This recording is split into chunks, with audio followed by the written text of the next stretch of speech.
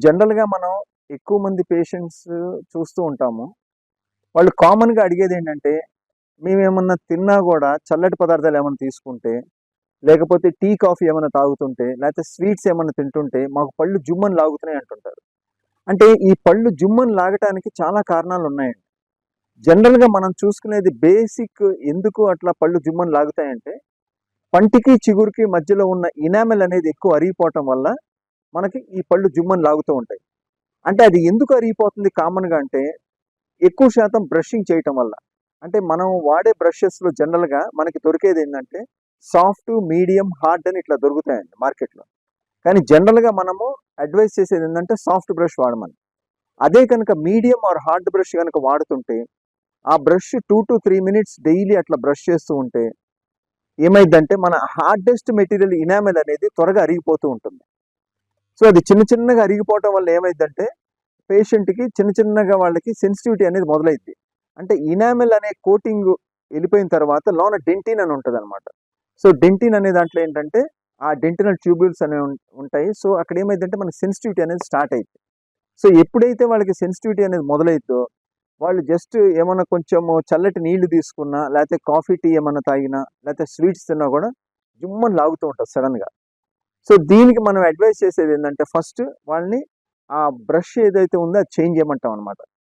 So, అదేంటంటే generally we advise to use the soft brush. Plus వాళ్ళకేంటంటే ఆ జుమ్మని లాగటానికి, తగ్గటానికి అది ఇనీషియల్ స్టేజ్‌లో ఉంది కాబట్టి, మనం ఏంటంటే డీసెన్సిటైజింగ్ టూత్ పేస్ట్ ఏదో ఒకటి అడ్వైస్ చేస్తాం. అంటే మార్కెట్‌లో చాలా దొరుకుతున్నాయి. సో, అందులో ద బెస్ట్ ఏంటనేది మనం అడ్వైస్ చేసి, అదేంటంటే మార్నింగ్, నైట్ 2 సార్లు బ్రష్ చేసుకునేటట్లు, అది అట్లా ఒక 3 మంత్స్ చేస్తే ఆ సెన్సిటివిటీ అనేది తగ్గిపోయిద్ది. ఆ పేస్ట్ ఏంటంటే మనం కంటిన్యూయస్ లైఫ్ లాంగ్ అనేది వాడకూడదండి. ఎందుకంటే అట్స్ ఎ డిఫరెంట్ కెమికల్ అనమాట అది డీసెన్సిటైజింగ్. జస్ట్ ఒక 3 మంత్స్ అది వాడి మళ్ళీ మనం నార్మల్ టూత్ పేస్ట్‌కి వచ్చేయాలి వెనక్కి. This is the actual procedure. అట్లా కాకుండా ఆ ఇనామెల్ అనేది బాగా ఎక్కువ అరిగిపోయి బాగా గుంటలాగా పడితే మాత్రం దెన్ దానికి మనం ఫిల్లింగ్ అనేది అడ్వైస్ చేస్తాం. టూత్ కలర్డ్ ఫిల్లింగ్ అని మెటీరియల్ ఉంటదనమాట. కాంపోజిట్ ఫిల్లింగ్ మెటీరియల్ కానీ, గ్లాస్ ఎనామర్ ఫిల్లింగ్ మెటీరియల్ ఇట్లా డిఫరెంట్ డిఫరెంట్ మెటీరియల్స్ ఉంటాయి. ఆ ఫిల్లింగ్ అనేది అడ్వైస్ చేస్తామనమాట. సో, జనరల్‌గా ఏమైద్దంటే మళ్ళీ లాంగ్ టర్మ్‌లో ఫిల్లింగ్ బ్రష్ చేసుకునేటప్పుడు లాంగ్ టర్మ్‌లో చిన్న చిన్నగా ఫిల్లింగ్ అనేది కూడా అరిగిపోయే అవకాశాలుంటాయి. సో, మళ్ళీ రీఫిల్లింగ్ అనేది చేయించుకోవచ్చు. అట్లా కాకుండా మనకి పర్మనెంట్ సొల్యూషన్ బాగా ఎక్కువ గుంటలాగా పడింది, అట్లా ఇబ్బంది పడుతున్నామంటే, అప్పుడు మనం క్యాప్ అనేది అడ్వైస్ చేస్తామనమాట. సో, ఎప్పుడైతే ఆ పళ్ళు ఒకాళ పుచ్చిపోయి సెన్సిటివిటీ లాగుతున్నా సరే, లేకపోతే ఈ బ్రష్ వల్ల అరిగిపోయినా సరే, లేకపోతే జనరల్‌గా ఏమైద్దంటే కొంతమందికి ఎక్కువ యాసిడ్స్ తీసుకోవటం వల్ల, అంటే వాళ్ళకి జనరల్‌గా బాడీలో ఎసిడిటీ ప్రాబ్లమ్ ఉన్నా సరే, లేకపోతే వాళ్ళు తీసుకునే పదార్థాల్లో ఎక్కువ యాసిడ్స్ ఉన్నా సరే, ఎక్కువ జ్యూసెస్ అట్లా తీసుకున్నా సరే, వాళ్ళకి కూడా పళ్ళు జనరల్‌గా ఇనామెల్ అనేది అరిగిపోతూ ఉంటది పండు, చిగురు మధ్యలో. సో, వాళ్ళకి కూడా మనం అడ్వైస్ చేసేదేంటంటే ఫస్ట్ బేసిక్ ప్రాబ్లమ్ ఆ ఎసిడిటీ అనేది తగ్గిచ్చేసేసి, దెన్ లైన్ ఆఫ్ ట్రీట్మెంట్ ఆ ఫిల్లింగ్ కానీ, క్యాప్స్ గానీ అడ్వైస్ చేస్తూ ఉంటాం అన్నమాట. ఎప్పుడైతే ఒకవేళ మనకి పన్ను పుచ్చిపోయి పళ్ళు జుమ్మని లాగుతుంటే మాత్రం, ఏదైతే ఆ బ్లాక్ పుచ్చిపోయింది ఉందో అదంతా తీసేసి, ఒకవేళ అవసరం అనుకుంటే ఆ పంటికి రూట్ కెనాల్ ట్రీట్మెంట్ అనేది చేసి, తర్వాత దానికి మనం క్యాప్ అనేది అడ్వైస్ చేస్తాం అన్నమాట. So, this is the permanent solution అండి అది. పన్ను గనక ఏదన్నా పుచ్చిపోయి కొంచెం బ్లాక్ నల్లగా ఏమన్నా క్యావిటీ లాగా అనిపిస్తే, ఇమ్మీడియేట్‌గా డెంటిస్ట్ దగ్గరకొస్తే మాత్రం, మనం ఇనీషియల్ స్టేజ్‌లో ఆ బ్లాక్‌దంతా తీసేసి మనం సిమెంట్ ఫిల్లింగ్ అనేది చేస్తామండి. అంటే జనరల్‌గా ఏంటంటే వాళ్ళకి నొప్పనేది ఉండదస్సలు. దట్స్ ద ఇనీషియల్ స్టేజ్ అన్నమాట. అది గనక ఇంకొంచెం బాగా ప్రోగ్రెస్ అయితుంటే, కొంచెం వాళ్ళకి బాగా నొప్పని కంప్లెయింట్ చేస్తుంటే, అంటే వాళ్ళేమన్నా కొరికినా సరే, ఏమన్నా ఫ్రూట్స్ తింటున్నా సరే, వాళ్ళకి ఇట్లా కొరికేటప్పుడు గనక నొప్పొస్తుంటే మాత్రం, అది మనం ఎక్స్‌రే తీసుకొని చూడాల్సుంటది. ఎందుకంటే, ఎప్పుడైతే ఆ పుచ్చిపోయింది ఇన్ఫెక్షన్ అనేది ఆ రూట్స్ లోపలికి కనుక ఎంటర్ అయితే మాత్రం, అప్పుడు మనం దాన్ని ఆ పన్నును కాపాడాలంటే మాత్రం మనం రూట్ కెనాల్ ట్రీట్మెంట్ అనేది చేయాల్సుంటదండి. సో, మనం అంత డెప్త్ వరకు ఎళ్ళకుండా ఇనీషియల్ స్టేజ్‌లో గనక మనం దాన్ని గనక చూసుకుంటే ఆ నల్ల స్పాట్‌ని, మనం ఇమ్మీడియేట్ ట్రీట్మెంట్ చేయించుకుంటే మాత్రం ఫిల్లింగ్‌తోని అయిపోయిద్ది. ఎప్పుడైతే మనం రూట్ కెనాల్ ట్రీట్మెంట్‌కి ఎళ్ళాల్సొచ్చిద్దో, అప్పుడు ఏమైద్దంటే మనకి దానికి టైమ్ ఫ్యాక్టర్ ఎక్స్‌టెండ్ అయితుంటది. కాస్ట్ ఎఫెక్టివ్ అయితుంటది. ప్లస్ డాక్టర్‌కి గూడా ఇట్ టేక్స్ సమ్ టైమ్ అన్నమాట ఫర్ దెమ్ టు డిసైడ్ దీనికి రూట్ కెనాల్ ట్రీట్మెంట్ మనం ఎట్లా చేసుకోవాలని. ఎందుకంటే ప్రతి పంటికి ఒక రూట్ ఉండొచ్చు. కొన్ని పళ్ళకి 2, 3 రూట్స్ ఉండొచ్చు. కొన్ని పళ్ళకి 4 రూట్స్ ఉండొచ్చు. సో, ఇదంతా చూసుకొని జాగ్రత్తగా మనము ఆ రూట్ కెనాల్ ట్రీట్మెంట్ అనేది చేయాల్సుంటదండి. సో, ఆల్రెడీ ఇప్పుడు లేటెస్ట్ టెక్నిక్స్ వచ్చినాయి గాబట్టి రూట్ కెనాల్ ట్రీట్మెంట్స్‌లో.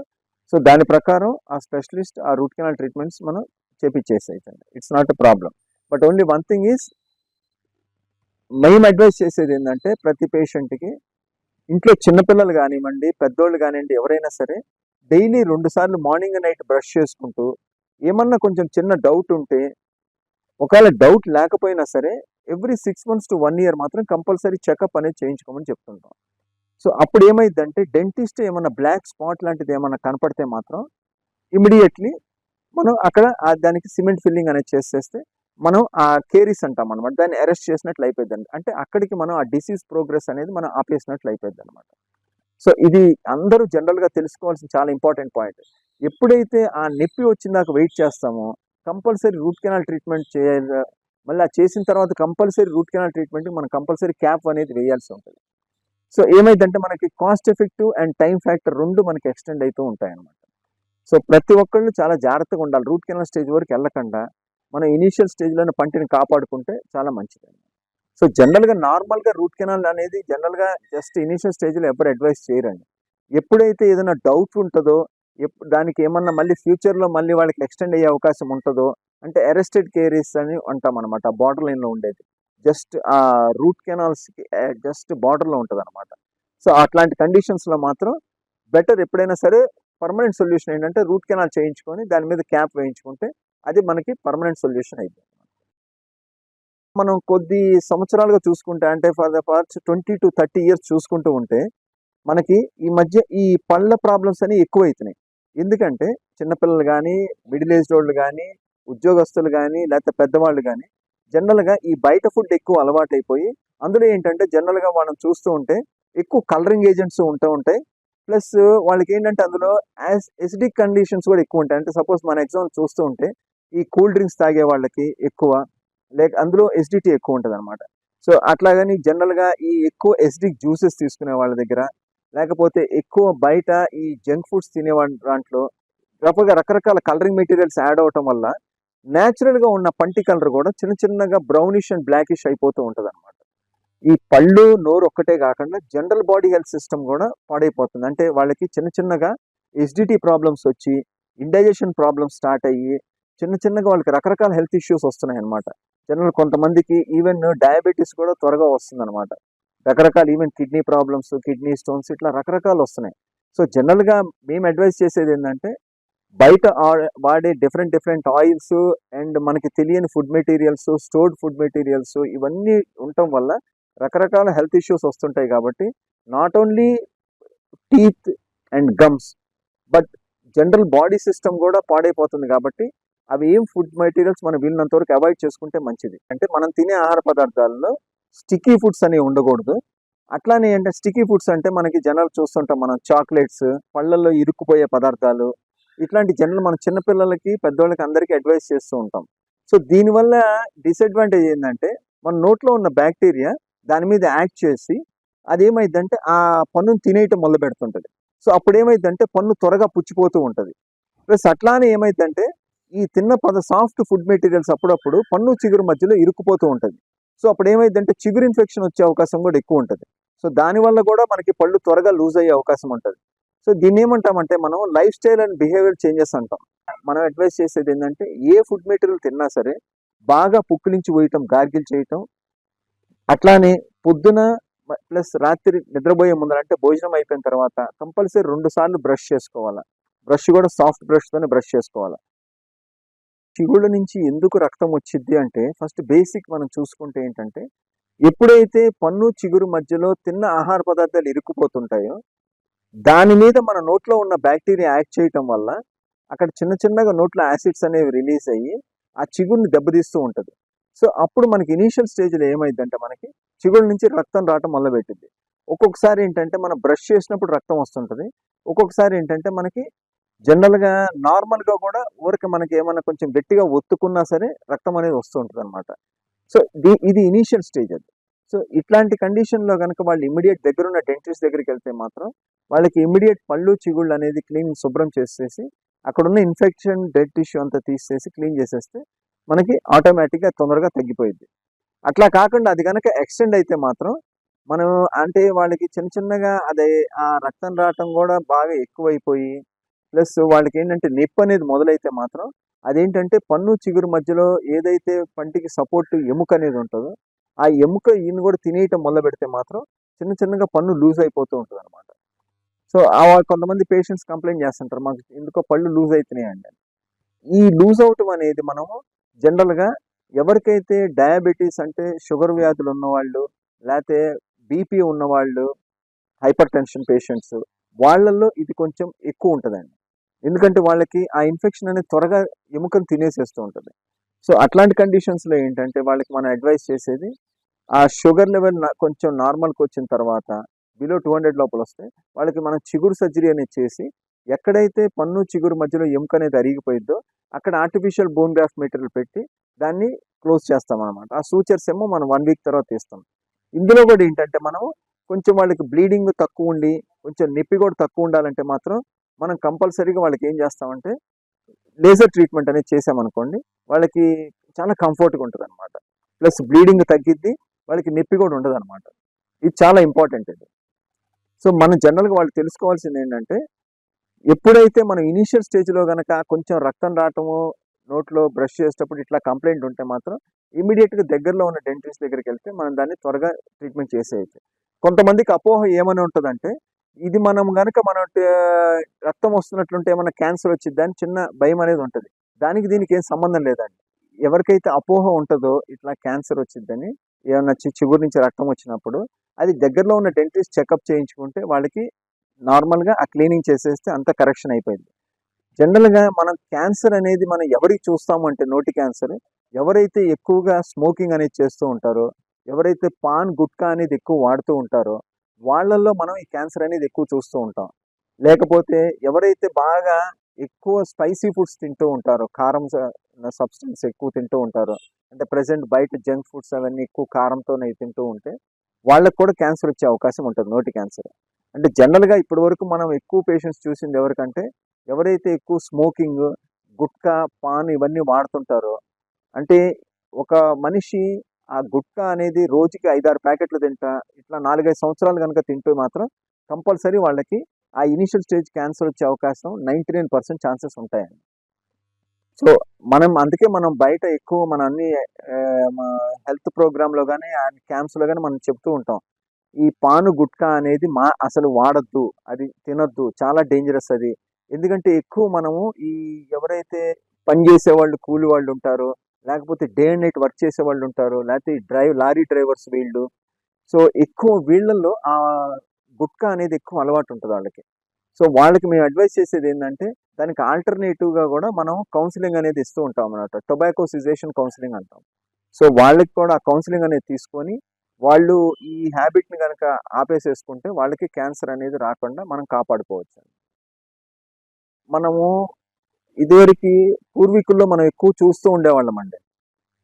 ఎక్కువ వాళ్ళు అంటే పళ్ళు తోమటానికి బొగ్గు కానీ, ఉప్పు కానీ, ఇటుక కానీ ఇట్లాంటి పదార్థాలు వాడుతూ ఉంటారు. కొంతమంది వేప పుల్ల కూడా ఎక్కువ వాడుతూ ఉంటారు అనమాట. అంటే ఇది ఒక విధంగా ఏంటంటే ఏదైతే మనకి వీటితో తోముకునేటప్పుడు పంటి మీద, చిగురు మీద తిన్న ఆహార పదార్థాలు ఉంటాయో అవి వెళ్ళిపోతాయి. కానీ లాంగ్ టర్మ్లో అంటే ఎక్కువ రోజులు మనం దీంతో బొగ్గుతోని కానీ, ఇటుకతోని కానీ, ఉప్పుతోని కానీ ఎక్కువ కాలం మనం తోముతుంటే మాత్రం ఏమైందంటే ఆ ఇనామెల్ అనేది త్వరగా అరిగిపోయిద్దండి. సో వాళ్ళకి ఏమైందంటే ఆ జుమ్మని సెన్సిటివిటీ అనేది మనకి ఎక్కువ చూస్తూ ఉంటాం వాళ్ళల్లో. త్వరగా సెన్సిటివిటీ అనేది వచ్చింది అనమాట. అంటే పళ్ళు త్వరగా జుమ్మని లాగుతూ ఉంటాయి. ఎందుకంటే ఇందులో అబ్రెసివ్ ఏజెంట్ అనేది ఉంటుందండి. ఈ అబ్రెసివ్ ఏజెంట్ అంటే ఏమంటారంటే మనకి ఆ హార్డ్ అండ్ ఆ మెటీరియల్ ఉంటుంది అనమాట. ఎప్పుడైనా మనం ఏంటంటే సాఫ్ట్ మెటీరియల్ వాడుతూ ఉండాలి మనం. సో జనరల్గా ఈ సాఫ్ట్ మెటీరియల్ ఏంటంటే మనం పేస్ట్ కానీ లేకపోతే టూత్ పౌడర్ కానీ ఈ రెండు వాడచ్చు. కానీ మనం ఇవనేది మనం ఎక్కువ కాలం వాడకూడదు. అది ఏదైతే చార్కోల్ బొగ్గు కానీ, లేకపోతే మనకి ఆ ఉప్పు కానీ, లేకపోతే ఇటుక కానీ, ఈ వేప పుల్ల కూడా మనం ఎక్కువ కాలం అనేది వాడకూడదు, మంచిది కాదనమాట. అది పన్ను చిగురుని అది దెబ్బతీస్తూ ఉంటుంది. ఎందుకంటే అందులో ఎక్కువ గరుగ్గా ఉండి అబ్రెసివ్ ఏజెంట్ అయింది అనమాట. సో జనరల్గా మనం అడ్వైస్ చేసేది ఏంటంటే just normal toothpaste, any toothpaste, అంటే మనం పర్టికులర్ టూత్ పేస్ట్ అని చెప్పము. మార్కెట్లో ఏదైతే మనకి టూత్ పేస్ట్లో జనరల్గా మనం కింద చూసుకుంటే ఆ చివరి ఎడ్జ్ లో మనకి green colour, blue colour, red colour ఇట్లా ఉంటాయండి. గ్రీన్ కలర్ ఉన్నదంటే ఏంటంటే నేచురల్ వితౌట్ ఎనీ కెమికల్స్ అన్నమాట. సో రెడ్ కలర్ ఉందంటే మాత్రం అందులో కెమికల్స్ ఉన్నట్టు. సో మనం వీలున్నంత వరకు నేచురల్ టూత్ పేస్ట్ రోజు మార్నింగ్ అండ్ నైట్ 2 సార్లు వాడితే చాలా మంచిది. సో మన బ్రష్ కూడా అందుకోసం మన హార్డ్ బ్రష్ అనేది మనం అడ్వైస్ చేయం. జనరల్లీ మనం అడ్వైస్ చేసేది ఏంటంటే soft brush. So soft brush చాలా ఇంపార్టెంట్ గా మనము వాడుతూ ఉండాలి. సో అందుకోసమని మనం ఇప్పుడు విలేజెస్ లో కూడా మన హెల్త్ ఎడ్యుకేషన్ ఇచ్చేది ఏంటంటే don't use this charcoal or brick or this salt అన్నమాట. This the most important thing. ఏదైతే ఈ అడ్వాన్స్డ్ టెక్నాలజీ అనేది మనకి ఎక్కువైపోయింది అంటే ఈ మొబైల్స్, మనకి ఈ ట్యాబ్స్, ఈ గ్యాడ్జెట్స్ ప్లస్ టీవీ, ఇవన్నీ వీటి వల్ల ఏమవుతుందంటే మనకి ఈ వైఫై సిస్టము దీనివల్ల ఏమవుతుందంటే రేడియేషన్ ఎక్కువైపోతుందండి. సో ఇప్పుడు మనం చూస్తున్నాం ఈవెన్ 2 సంవత్సరాలు 3 సంవత్సరాల పిల్లలు కూడా మొబైల్తోనే ఆడుకుంటున్నారు. వాళ్ళు అన్నం తినాలన్నా కూడా తల్లిదండ్రులు వాళ్ళకి మొబైల్ ఇస్తే వాళ్ళు తింటారు, లేకపోతే తినరు. అట్లానే ఈవెన్ పెద్దవాళ్ళు ఏజ్డ్ పీపుల్ కూడా వాళ్ళకి ఈ వైఫై సిస్టము, ఈ నెట్వర్క్ ద్వారా మొబైల్స్ ఎక్కువ చూడటం మొదలు పెడుతున్నారు. అంటే ఇప్పుడు జనరల్గా ఏంటంటే ఒక 1 అవర్ 2 అవర్స్ చూడటం అనేది ఓకేనండి. కానీ ఎప్పుడైతే ఇది continuous daily more than 10 to 15 hours చూస్తున్నారో మొబైల్స్ అనేది, లేకపోతే ఫోన్ మాట్లాడటం అనేది, సో దానివల్ల ఏమవుతుందంటే టోటల్ బాడీ సిస్టమ్ అంతా పాడైపోతుందండి. చిన్నపిల్లల నుంచి పెద్దవాళ్ళ వరకు కూడా ఏంటంటే బేసిక్ థింగ్ ఏంటంటే ఫస్ట్ రేడియేషన్ అండి.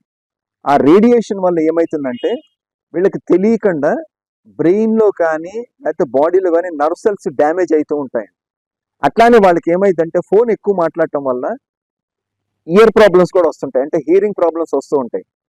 ప్లస్ మొబైల్ ఎక్కువ చూడటం వల్ల లేకపోతే ట్యాబ్స్ ఎక్కువ చూడటం వల్ల ఏమైందంటే ఈవెన్ కంటి ప్రాబ్లమ్స్ కూడా ఎక్కువ వస్తున్నాయి. సో ఐసైట్ త్వరగా పెరుగుతుంది. ప్లస్ అట్లానే వాళ్ళు కూర్చొని ఇవన్నీ గ్యాడ్జెట్స్ చూడటం వల్ల ఏమైతుందంటే వాళ్ళు ఒబేసిటీ వస్తుంది, అంటే వాళ్ళకి తెలియకుండా బాడీలో ఏంటంటే ఫ్యాట్ అనేది పెరిగిపోతుంది అనమాట. సో ఈవెన్ మనం చూస్తున్నాం ఇప్పుడు స్కూల్ పిల్లల్లో ఒక 40 years బ్యాక్ మనం స్కూల్ పిల్లలు వాళ్ళు చూస్తే మనకి ఓన్లీ 5% కొంచెము వాళ్ళు కొంచెం చిన్నపిల్లలు కానీ వాళ్ళు లావుగా కనపడేవాళ్ళు, మిగతా వాళ్ళంతా చాలా సన్నగా పర్ఫెక్ట్గా ఉండేవాళ్ళు.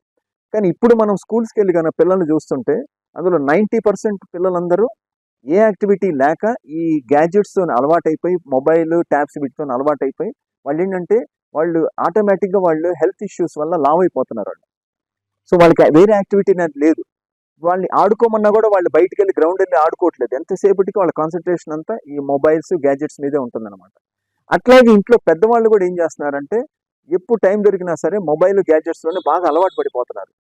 ఈవెన్ రాత్రి నిద్రపోయే ముందర కూడా వాళ్ళు నైట్ 12-1 అయినా సరే ఆ గ్యాడ్జెట్స్తో ఉండటం వల్ల, ఆ మొబైల్తో ఉండటం వల్ల వాళ్ళకి ఆ బ్లూ రేడియేషన్తో ఆ కళ్ళు దెబ్బతింటున్నాయి. ప్లస్ వాళ్ళకి ఏంటంటే నర్వ్ సెల్స్ కూడా డ్యామేజ్ అవుతున్నాయి. ఇప్పుడు మనం జనరల్గా చూస్తున్నామండి, ఎవరైనా చిన్నపిల్లలకి ఒక వాటర్ బాటిల్ తీసుకురమ్మన్నా లేకపోతే ఏమైనా చిన్న పని చేయమన్నా వాళ్ళు చాలా కోపం అయిపోతున్నారు అండి. ఎందుకంటే ఈ మొబైల్స్, ఈ గ్యాడ్జెట్స్ వాళ్ళకి ఎక్కువ అయిపోయి రేడియేషన్ వాళ్ళలో కోపం అనేది పెరుగుతుంది. ప్లస్ వాళ్ళకి ఏ పని చేయాలన్నా కాన్సన్ట్రేషన్ అనేది ఉండట్లేదు వాళ్ళకి. ఈవెన్ చదువుకోవాలన్నా కూడా చిన్నపిల్లలు వాళ్ళకి కాన్సన్ట్రేషన్ రావట్లేదు వాళ్ళకి. ఎంతసేపటికి వాళ్ళు ఈవెన్ చదువుకోవటం కూడా టెక్స్ట్ బుక్, మనం ఇప్పుడు ఒక 20-30 years బ్యాక్ మనం టెక్స్ట్ బుక్స్ చదివేవాళ్ళం. ఇప్పుడు ఏమవుతుందంటే అందరూ ఆ మొబైల్లోనే చదువుతున్నారు. బికాస్ ఈ లెర్నింగ్ అన్ని బుక్స్ అన్ని కూడా వాళ్ళకి ఆటోమేటిక్గా నెట్లో రావటం వల్ల వాళ్ళు చదవటం కూడా మొబైల్లో చదువుతున్నారు, లేకపోతే ట్యాబ్స్లో చదువుకుంటున్నారు, which is not the right thing. ఎందుకంటే ఆ రేడియేషన్ ఎఫెక్ట్ వల్ల వాళ్ళకి బాడీ సిస్టమ్ అంతా వాళ్ళకి పాడైపోతుందండి. రకరకాల హెల్త్ ఇష్యూస్ వస్తున్నాయి అనమాట. సో జనరల్గా నేను అడ్వైస్ చేసేది ఏంటంటే ఈ మొబైల్స్ అనేది మనం చిన్నపిల్లల నుంచే మనం వాళ్ళకి ఆపేయాలి, అలవాటు కాకుండా. దాన్ని మనం ఒక నెససరీ లాగా వాడుకోవాలంటే ఒట్టి ఫోన్ కాల్ కోసమే వాడుకోవాలి.